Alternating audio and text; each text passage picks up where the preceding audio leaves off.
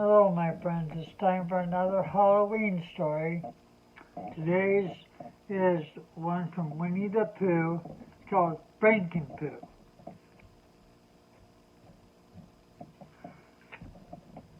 So, without here, FrankenPooh.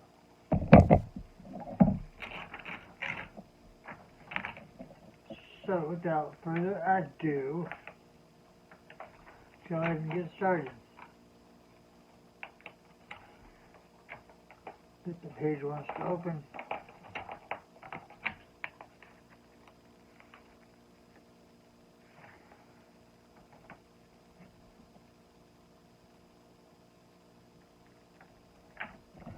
Alright, so it was just a sort of crisp, sparkling autumn afternoon in the haunted acre woods that filled Piglet's heart with a story bursting to be told. Inside Little Pig's house, Tigger leaped out of the overstuffed armchair he was sharing with Rabbit and Gopher. He bounced over to where Piglet was standing, trying to tell his tale. Is it a ghost story full of spookable and horribly creatures? Tigger asked,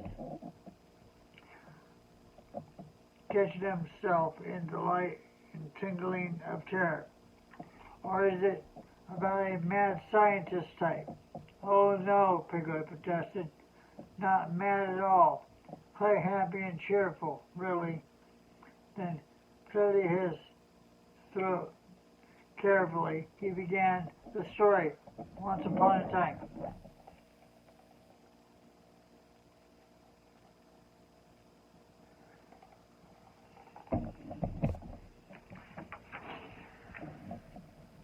Tigger listened for a moment, then interrupted. Say, it's broad daylight. Not even a not scary story has to happen at night, Joe. You know, is that a picture in Piglet's head of a beautiful castle on a bright summer day suddenly grew dark and stormy. Oh dear, he murmured to himself. Tigger continued, a nice thunderstorm wouldn't hurt the story either. But Piglet wasn't ready to give up on his happy tale. He had a story to tell, and he was going to tell it his way. If no one minded very much, Piglet thought about glorious snacks he could whip up in a spotless, neat and bustling, buzzing laboratory. He were a pleasant and very cheerful scientist. He wasn't a bit mad. He wasn't even slightly annoyed. Not even at Tigger. Piglet said, this is imagined a scientist holding a dripping sandwich, peanut butter and jelly. My favorite, and so very good for you too. Yes, Tigger suddenly interrupted Piglet though. What is it? Piglet shouted. What is it?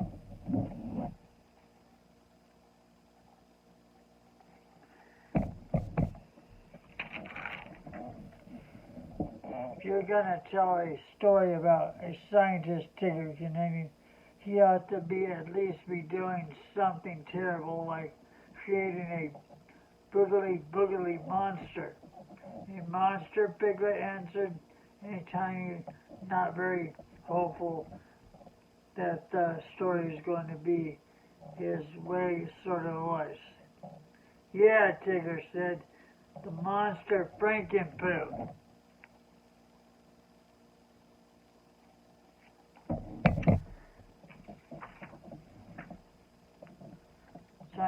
looked at FrankenPooh with mixed feelings. Pooh, a monster?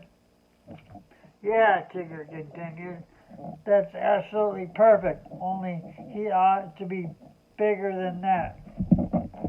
And all at once, FrankenPooh grew bigger and bigger and bigger until a very small scientist felt very small indeed. Now that was what I call a monster, right? Ho, ho, ho, ho, bother, the giant FrankenPooh sighed. Too much thinking, and stretching of his oversized ear, monster FrankenPooh reached a monstrous conclusion. I want honey, he announced in a very loud.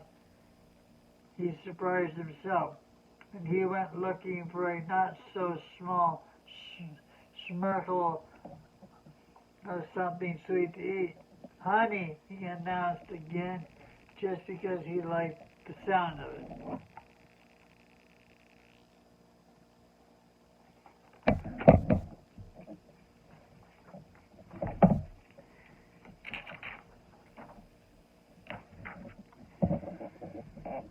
And the monster FrankenPooh, Tigger said, went looking high and low for whatever it is. Monster FrankenPooh looked for honey. FrankenPooh boomed. And the villagers skedaddled for life and limber. Tigger continued, trembling in his socks. Aren't you? Clinging to the edge of your seats, but there's no stopping the gigantic monsters. Everybody was up to their necks in arms, Tigger added dramatically, because they knew who it was that was responsible for the horriblest monster that was terrifying then. Help, the scientist yelled. Stop the story, please. It was an accident. I didn't mean to do it. I just wanted it to be nice, not so scary story.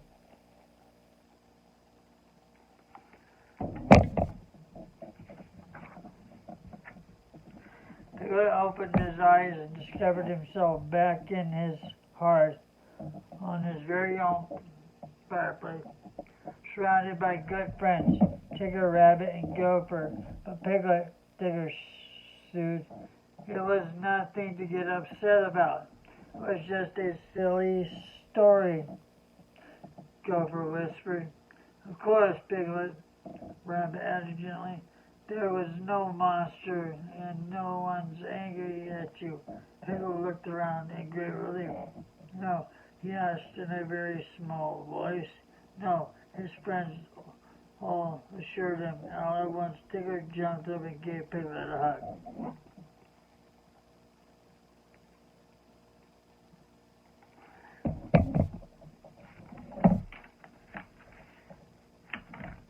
Yes, Piglet, the very large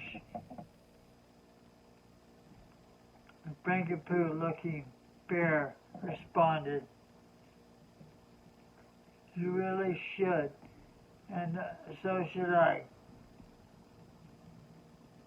With that, FrankenPooh settled down to get the story straightened out in his head full of fluff and returned to a sort of Pooh Bear his friends loved so dearly. There you go. Sure hope you enjoyed that one. That was a cute little story. So until we see each other again tomorrow, bye-bye for now.